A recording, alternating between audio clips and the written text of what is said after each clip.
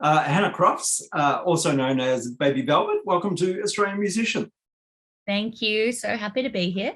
Hannah, you're also known as one quarter of all our exes live in Texas. I've seen you guys recently on some huge stages with Midnight Oil and Blues Fest. It seems like the pandemic period hasn't been so bad for you guys. No, I think that in a lucky way, we had been on tour for about 7 years straight, and just before the pandemic, we did something like 200 shows in the year, and we got home from tour from America, and I think we're all pretty burnt out and all talked about writing our own albums and doing some solo stuff. And then the pandemic hit, so it was kind of a perfect opportunity to be able to sit alone in your room and write and record a record. And post being able to come out of lockdown, everyone's been able to tour and release music. And Georgia and Katie are both releasing their albums in the next 12 months. So yeah, it's been good in some ways. So what were the influences growing up that led to the kind of music that you play now? It's funny because my parents only owned one CD when we were little, and that was the White Album by the Beatles. So I feel like every Saturday morning was just the screaming jets at the start of the plane landing. And then when I was about 13 or 14, I got really into the punk DIY scene of Melbourne and loved to go to every Freezer gig, every all age gig. I, had a dog collar and dice necklace and raver pants, and did that. And I still love punk and just the DIY scene. But then from there, decided I wanted to be a musician. And for whatever reason, I thought that if you wanted to be a musician, then you had to study jazz. And that's the only pathway. So went to WAPA in WA and I studied jazz, which is how I met Georgia from Exes. But then very quickly realized that I actually don't listen to much jazz in my life. So it was hard to be passionate and study something that I actually, when it came down to it, I was just listening to folk music all the time. So Georgia and I started playing music together, and then we ended up forming Exes and started listening to far more folk and bluegrass and pop music than I kind of ever had before. And then there was, that Exes has existed for 10 years next year. So a lot of folk influence. Yeah. So it was a really long answer. Every step. Please Don't Be in Love with Someone Else is your new album. In general, what's the starting point for a Baby Velvet song? I think that this album really is summed up by my 20s. I think it's a good album to describe the last 10 years of my life, which has been chaotic and amazing and full of heartbreak, but also full of romance and full of love, full of financial insecurity and depression, but then also full of heaps of magic. And I think for me, it really sums up what it is for someone like me to go through your 20s. So whenever I sit down to write a song, if for that record especially, it was really just like diary entry pouring from the heart, different experiences and different things that had happened to me. Please Don't Be in Love with Someone Else. Why is that the title song? Please don't be in love with someone else. It's so whingy. I'm obsessed with this writer called David Sedaris, and he carries around a notebook and he writes one-liners all the time and different sorts. And so I started doing that for a couple of years, and I have a notebook just full of one-lines. And I wrote that down one day. I feel like I heard someone on the tram say it to somebody else, and I scribbled it down. And then once I did the whole record, there are 10 songs and there are 9 songs about 9 different breakups. And I just read that line and thought that for me really summarizes the, like the breaking up and the falling in and out of love and the trying to make things work. And it just felt like a nice little summary, like a little bow on what was happening. There's No Crying in Baseball is the first track on the album. Was it difficult to decide what to open the album with? With that one, I think with that song kind of always felt like an opener because it's the sparsest, has that guitar line with the kick drum. I think the only other song that I thought about was Bad with Money, because that's how we opened the set. And so it's been an interesting process to take the album, because I actually wouldn't play the album how it's played on the I wouldn't play it live how it is lined up in the album, because it doesn't kind of have the same flow. But that one kind of always stuck out to me as an opening track.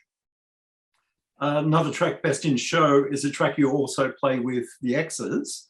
Why did you want that on your solo album?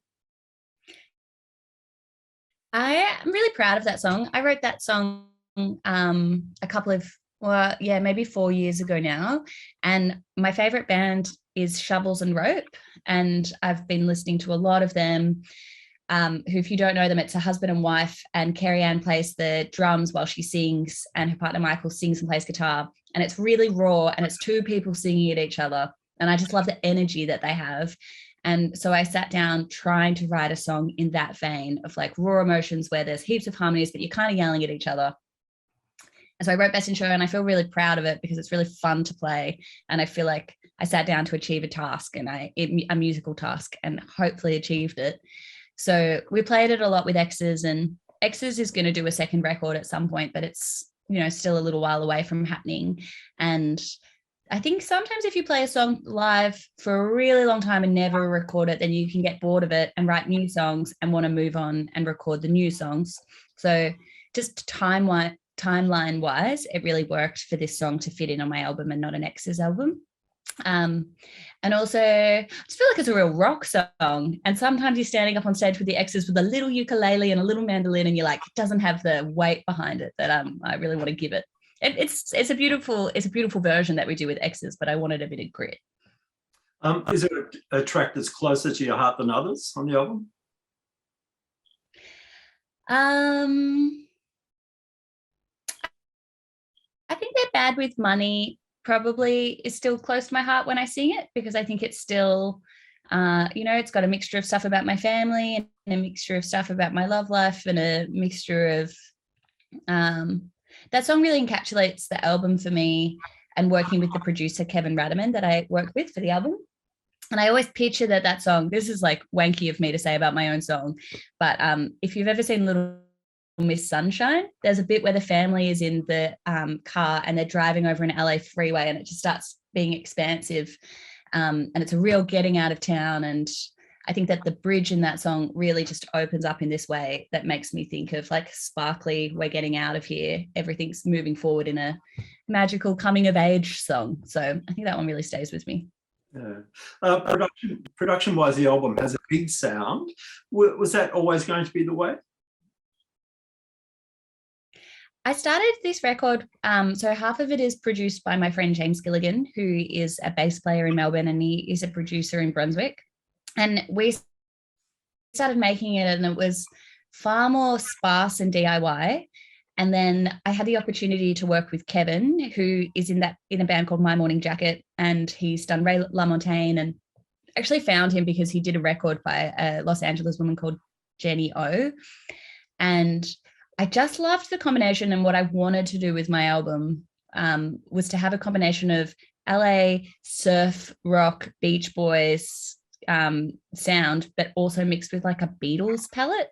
Like, I think Beatles are a big influence on me, and Kevin does that. So he's the way he records backing vocals and the sounds that he gets from a vocalist, but then also being like pretty LA hippie, combo of the two things. So it was kind of fortuitous to be able to work with him and have the sound in mind and know that he's the person who can do that sound. You mentioned James Gilligan as co-producer. What did James bring to the project? James is the most amazing musician. He can play. I've known him since he's been one of my best friends since I was 13 years old, and he can play almost every instrument under the sun. He can play slide guitar, bass guitar, piano, drums. So a lot of the pre-production was done with him, and a lot of the like tiny riffs or little elements he absolutely brought to this record. He's got a very jazz background. So I think he really brought like a dirty projectors. That's his brain thinks in a way of like, how can I mess this song up in an interesting way where it's still pop or it's still rock, but we can add in an element that's really fun. And definitely I think about things way more in like a pop style of like, this is the chord progression, the vocals are going to be in 3-part harmonies, and he was a good it felt like an anarchist coming in and being like, but what if we did this? But what about this? Which is pretty amazing. Yeah. Tell me about the instruments that you played on the album. So I was supposed to go to America to record this album, and we had the studio lined up with Kevin, and then the pandemic hit, so couldn't go. So then instead, I didn't want to not do it, so I went and I bought all of the recording equipment that I needed, and I set up a vocal booth in my house, in my sister's bungalow, set up a booth, bought Logic, learned how to use it, and then learned how to record myself. So I play guitar and vocals on the record, which was a huge learning curve because I'd never recorded myself properly before, and I'd never recorded myself with a producer who was overseas. So I would record something, then send it over to him, then we'd have Zoom on, I'd watch him play the drums, we'd talk about, it's a very strange way to make a record. Yeah. And what are your main guitars, and any sentimental stories behind how you acquired them? It's the least sentimental thing in the world because I have two guitars. I have a Fender, and then I actually had a Fender Tele and a Fender acoustic. And a couple of years ago, a man broke into my house and stole both of them. And so lost my guitars that I had forever, and then got given a voucher by the insurance company to buy two new guitars. So I have a Maton and a little K acoustic. And they're both beautiful, but I have only had them for about 6 months to replace them from the man who stole my guitars. But yeah, they're both the two that I found. The acoustic guitar I found specifically because I think it has a shovels and rope, like shangly. It's got really thick steel strings on it, so it's a bit more heavy sounding. And then the Maton guitar that I have is just absolutely beautiful. It is very in tune, which I like, and very clean and pristine. And maybe your old guitars will make their way back to you one day. I think one day I'll walk into an op shop and they'll be there. That's how I felt at the time. Being like, well, I'll just pop into any cash converters and I'm sure I'll find them. You played a few shows on your album tour. How's the tour been going, and which tracks are scrubbing up well? Well, the tour is going good. We had a bit of a rough start. The first show, everybody had COVID, so couldn't do it. And that got cancelled. And then the second show, we flew to Sydney and all 5 flights got cancelled on the day. And so actually getting to Sydney took about 8 or 9 hours at the airport, but we got there. And it was our first ever band show last week. And it was so much fun. I feel like all 5 of us, we've been rehearsing heaps. We've never done the live show as a 5-piece. And it was a real sigh of relief that it worked and it was really fun. I think that What the Hell Is Wrong With Me is my favorite song to play live with the band. The backing vocalists I have just kind of do these screeching vocals over the top, which is really fun. And Best in Show is really fun. Love Letter's really fun. It's a fun set. If I do say so myself, we have a fun time. So tell me about the band. Who have you got playing with you? My band's crazy. They're so good. I have Cleo Renner, who's a piano player, and she plays in Rock Wiz and Killing Heidi. And then James Gilligan, who co-produced the record. And then Brian Compo, who is a Canadian singer-songwriter. And then Holly Thomas, who is a drummer, and she plays in Quivers and Husky. And it's a real superstar cast. Yeah. All artists these days have to have merch to help them survive. You've got vinyl, you've got a T-shirt, you've got a zine. Who came out with that cool Scorpio T-shirt design? And is merch a fun part for you? I'm such a visual, so I'm also a visual artist. And so I made a zine, which is 40 pages long, and each page has a story about the album. So it's a companion zine. So as you're listening to the album, you can read the lyrics or look at the story pictures or the artwork behind it, which I loved making. And it took about as long as it took to make the record. Actually, sorry, I've got it. So this is like the physical copy of like actually making it itself and building it. So then once I had that, I then made a song. I have a songbook where I transcribed the whole album onto piano sheet music. And then the Scorpion t-shirt is my friend James, and he does all of the artwork for Love Police and a lot of like Out on the Weekend and the BT stuff. I just think he's amazing. And I sent him just a brief that was like, what sums up Baby Velvet is scorpions and candles and roses, but I don't want it to be cheesy, but I do want it to look like a Rock Dog t-shirt, but something in between that. And I reckon he whipped that up in like 4 hours and sent it to me. And this is a really boring thing to tell you, but on my tour, when we do an Exes tour, we mostly have a fan base of women, generally, is the Exes fan base. And so when I was getting the merch printed for my tour, I printed a lot of women's t-shirts. And then I did 3 shows and I sold out of all the men's t-shirts straight away. And I was like, oh, I didn't know that I was selling merch to men. This never happened before. You mentioned the songbook. Can you tell me a bit more about that? Because that involves other artists as well, doesn't it? So that's another thing that I did. Yeah. So gosh, I've really been pumping out the content this year. But I got the songbook made before I'd released the record. I made it before the record. And then I contacted 10 of my musical friends and sent them the book and asked them to record a cover of a song that they'd never heard before. So each of them got given the piano sheet music, but no recording, and then did their own version of the song and sent it back to me. And I've been releasing it once a week at the moment of everyone's covers, which has truly just been so amazing for me to hear and so much fun, because it's funny getting versions back of songs and being like, oh, what you did was better than what I did. Like, that was amazing. How did you come up with that? And how differently someone can do a song with the same chords, or because they don't know the feel of the song, or they don't know the tempo, or so it's been really amazing. I think I've released 5 and I've got 5 to go to put out. And what's on for the rest of 2022?